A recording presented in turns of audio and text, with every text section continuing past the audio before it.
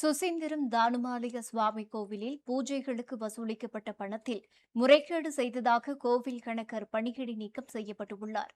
கன்னியாகுமரி மாவட்டத்தின் மிகவும் பிரசித்தி பெற்ற சிவன், விஷ்ணு, பிரம்மா ஆகிய மும்மூர்த்திகளும் ஒரே லிங்க வடிவில் அருள்பாலிக்கும் சுசீந்திரம் தானுமாலய சுவாமி கோவிலுக்கு தினமும் ஆயிரக்கணக்கான பக்தர்கள் வருகை தருகின்றனர். குறிப்பாக ஆடி, கார்த்திகை, பிரதோஷம், அமாவாசை, பௌர்ணமி உள்ளிட்ட விசேஷ நாட்களில் சிறப்பு அபிஷேகம் மற்றும் அர்ச்சனை நடத்துவதற்காக பக்தர்களிடம் கட்டணம் வசூலித்து ரசீது வழங்குவது வழக்கமாக இருந்து வருகிறது. இந்நிலையில் சிறப்பு பூஜைகளுக்காக பக்தர்களிடம் வசூலிக்கப்பட்ட பணத்தில் பல கோடி ரூபாய் மோசடி நடைபெற்றதாக அதிர்ச்சி தகவல் வெளியாகியுள்ளது.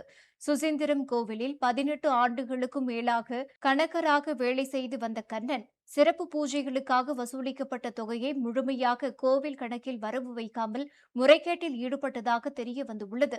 இந்து சமய அறநிலையத்துறை அதிகாரிகள் மேற்கொண்ட ஆய்வில் கடந்த சில ஆண்டுகளாக பல்வேறு பூஜைகளுக்காக வசூலிக்கப்பட்ட பணத்தில் கணிசமான தொகை கோவில் கணக்கில் வரவு வைக்கப்படாமல் இருந்தது கண்டறியப்பட்டது.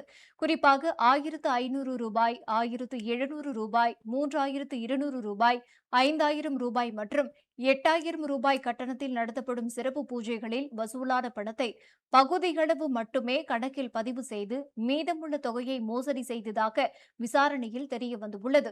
இதுகுறித்து துறை அதிகாரிகள் நடத்திய விரிவான விசாரணையில் பல கோடி ரூபாய் அளவுக்கு முறைகேடு நடைபெற்றது உறுதி செய்யப்பட்டதாக கூறப்படுகிறது.